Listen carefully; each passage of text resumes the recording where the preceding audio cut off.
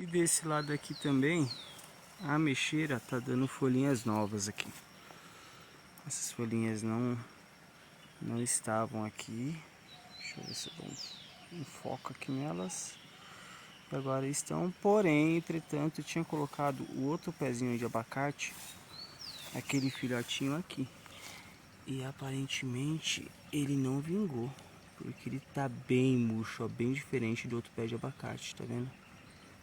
Eu não sei nem se eu tiro ele daqui e tento colocar ele em outro lugar. Eu acho que eu vou tentar fazer isso, quem sabe dá certo, né?